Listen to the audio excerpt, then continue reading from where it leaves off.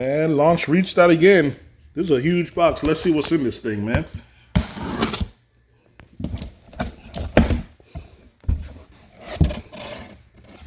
All right. Huge box inside of a huge box. Let's get it. All right.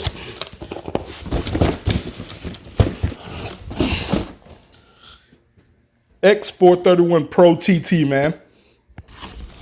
This must be accessories for it. All right.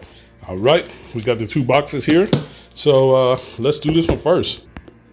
Oh, we're going to cut that QC seal for sure, man. Come on. All right.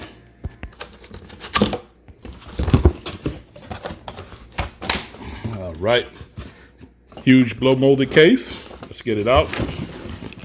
Oh, yeah. Ah, yeah. Uh-huh. All right, all right. Let's pop that. Yes, sir. Yes, sir. This format looks a little bit familiar to me. Hey, man, no need to reinvent the wheel. Let's get this stuff out the way. All right, there it is, guys. Yes, sir. Let me pull this thing out. There it is. Here is our VCI. It has a power button, it looks like, on it, possibly. Let's see what's in here, man. All right. You got a lot of extra storage space here. And this is our cables.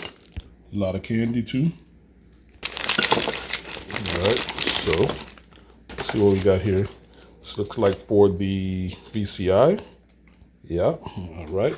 It's got a external power source right there. Can add.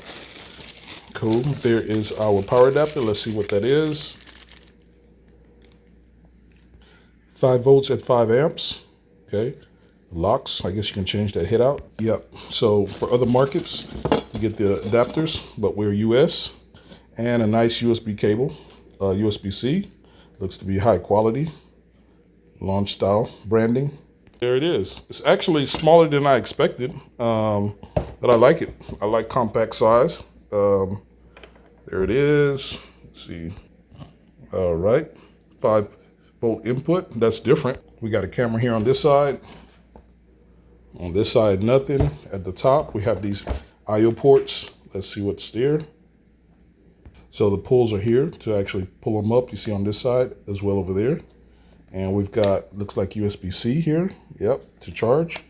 And oh, so you can just charge this thing with a normal USB-C charger in your car or whatever, since it's 5 volts. And a full USB port right here. That's nice. I like that. And that's it, guys. Let's see. Let's turn this thing on, man. Let's see if it comes with any juice on it. For some reason, I didn't notice this power button here. I like how it's recessed like this. You cannot accidentally hit it. It has these bumpers here. That's a smart design. I like that. Let me hit it. Let's see if it comes with anything. And there it is, loading up. I'll let this roll so you can see the first launch, or the, yeah, pun intended, I guess, right? And let's see how it actually boots up. Oh, yeah. Let's see what's new with this one. Of course, this is going to be your full-blown diagnostics tool that will handle pretty much everything, guys. This is our X431, top of the line. Let's see here.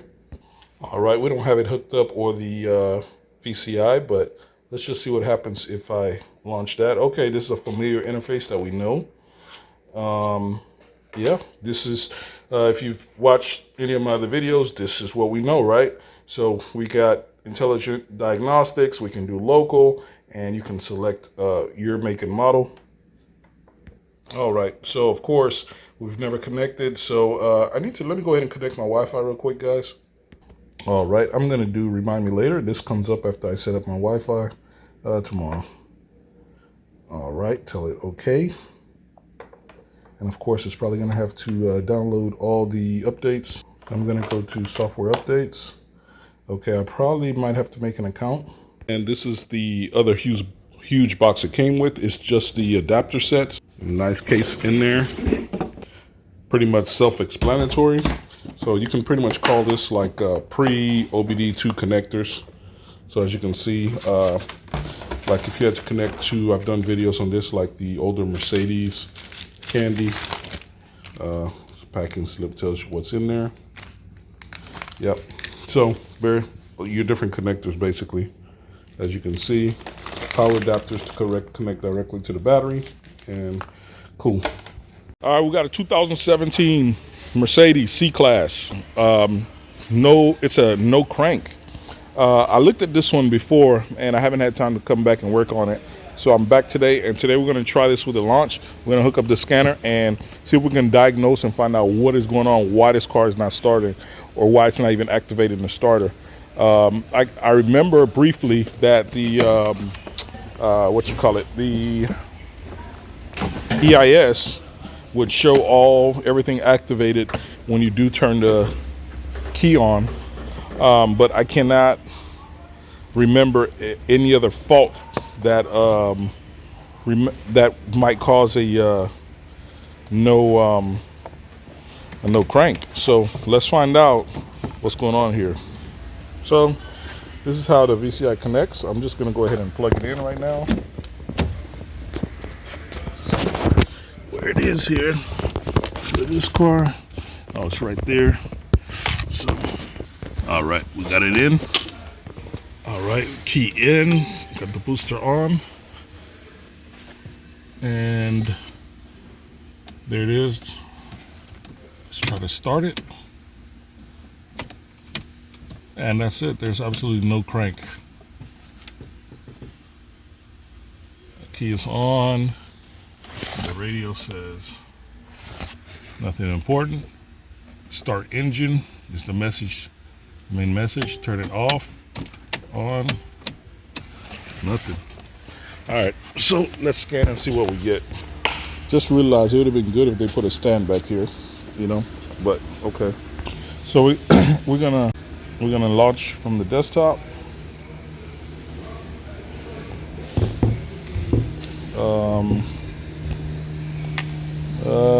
Yeah, that's fine. I just finished the download on everything, so a little bit of the setup still going on there. Let me turn on the internet, because usually for these you need the internet on. All right, I'm connected to my internet now.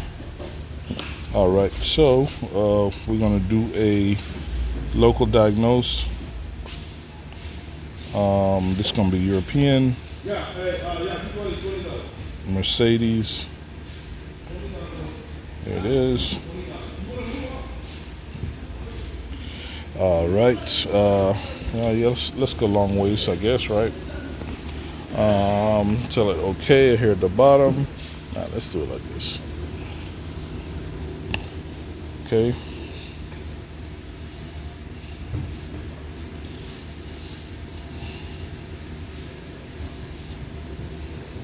All right. Logging in. Automatically search. Okay, yes.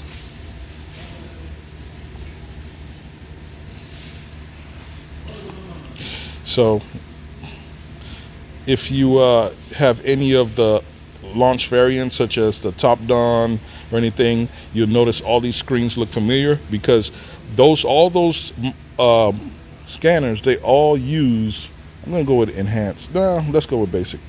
All those scanners basically all use the launch module, so that's why they just customize the front end and the actual device to tailor however they want it. But the actual guts that's actually doing the scanning, the reporting, and all of that, it's all the same thing. It's all launch. It's this system. So this is actually the real deal.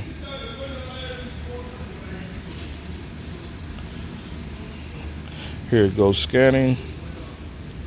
I'll let this roll a little bit so you can see kind of how long it takes.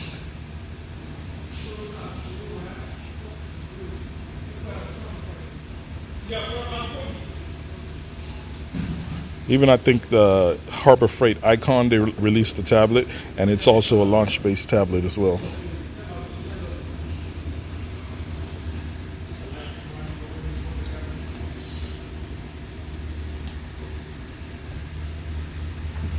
All right, this is gonna take a few minutes. Detected voltage low.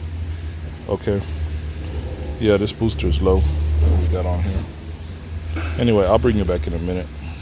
While this is scanning, I will tell you, I jumped the relay for the starter, and when I did that, the relay does turn, the engine turns, but on its own with the key, it does not. I'm seeing all the lights are on right now. To be honest, I don't remember all these lights being on like this. I don't know if it's a condition with the low booster or something like that, but I do not remember everything being on like this. First thing that set me off when I just walked around here to the back and I saw this on, I was gonna turn off the lights and then I saw that on. So I'm like, what in the world? So everything is on. So that's could be just a whole different issue, maybe low battery issue going on, but we'll see. All right, we got another booster on. Mira, hermano, hay uno de estos. Dime. En todo, en las dos hay. Ajá. Pero en este solo hay arriba y aquí abajo no hay corriente. Oh, está quemado. We found a bad fuse. So my guy had him doing some checks, and he found one of these, that 150. I'm not sure what it's for, but we're gonna go ahead and jump it, see how it acts, and then we're gonna try and start it and see before we do any extensive testing here. But it looks like the scan is complete. Let's see what we got. Fuel pump, shift, ECM, electronic fan motor. You see, I don't think any of these errors in the ECM would cause a no crank, right? Power steering.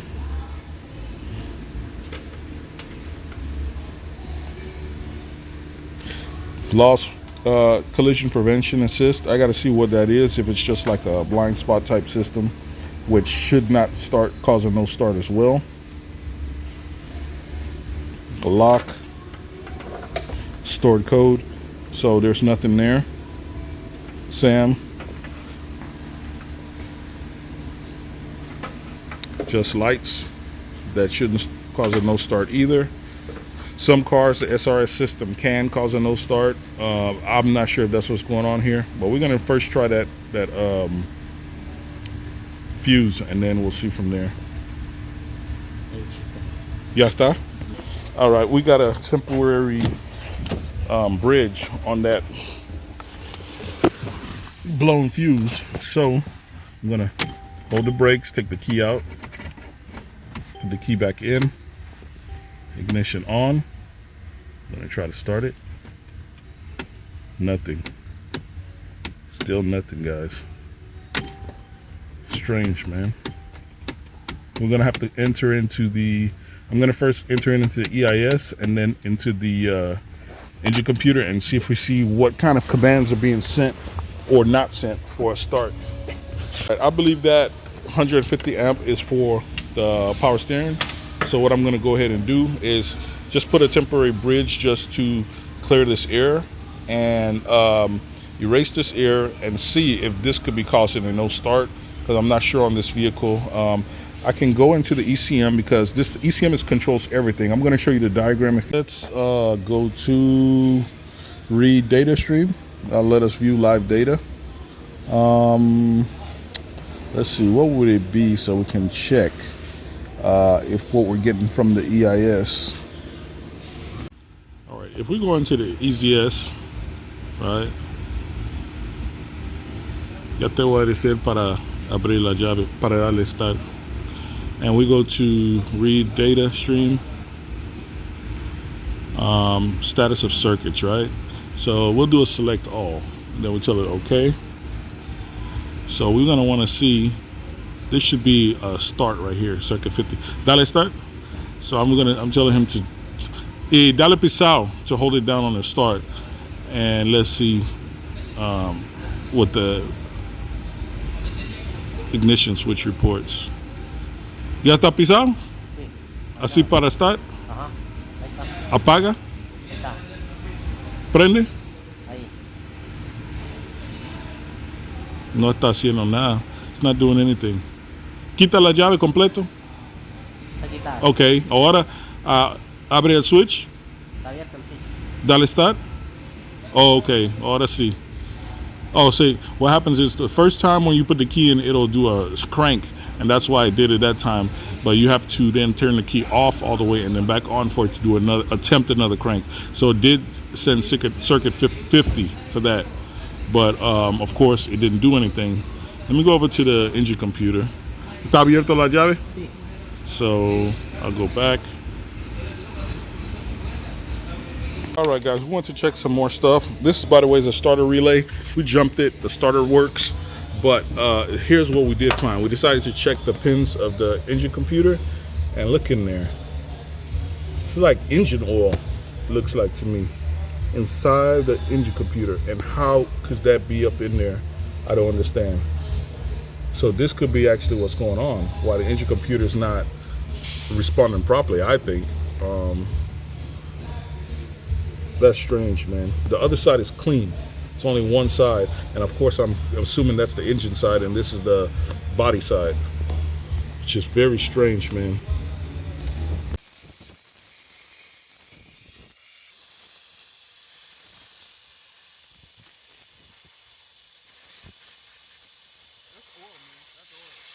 All right, so we cleaned it off. Now we're gonna try to see if it'll crank. Turn the key out. Take the key out first. Was the key in there? Yes. The key was supposed to be out. Anyway, take it out and put it back in and start it. Yeah. All right, guys, it's still the same. What I decided to do was go into special functions because I know I haven't ran into it on these Mercedes yet, but on the Volvos, there's when you have a crash event, the ECM will lock. So I decided let's go into special functions. I'm going to show you something on these Mercedes. Teaching processes, enabling engine start after crash event. So the engine is disabled. Let's hit that. Inhibit engine start by crash event. There it is right there, guys. That is the issue. We're going to hit continue. Actual value, active specified value. Okay, F3. Teaching process is running.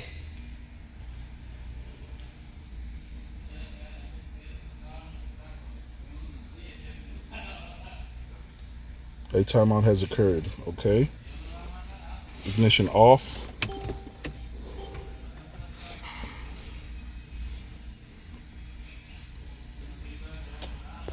All right, switch ignition on.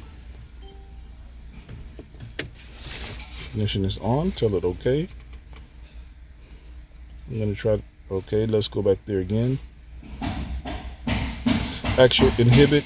Okay, now it's not active. All right, so we disabled it. Right. So let's see. I'll turn the key off. I'm gonna take it out. One thing with these Mercedes, I always good to take the key actually out. I'm gonna hold the brakes. Start it. And the car is running. That's what it is, guys. Yep. Some guys that are work on these Mercedes are gonna be screaming like, "It's a crash event. You gotta clear that first." Hey, man. Sometimes it takes me a little while to get to certain things, but we got it done. That's the main thing. All right. Hey, man. Launch. You know, guys, this is what I use on the channel. I don't have anything bad to say about it because I use it, obviously, right? And I'm not paid to say this or anything. They sent this out to me free. Definitely appreciate that launch. Highly recommend it. This is what I use. I wouldn't use it if I didn't, like it or I didn't believe in it. So nothing else for me to say about it. If you need a scanner, covers everything. You can't go wrong. That's the same reason why Top Don, all the other scanners are using launch. So, hey, it is what it is. What else can I say?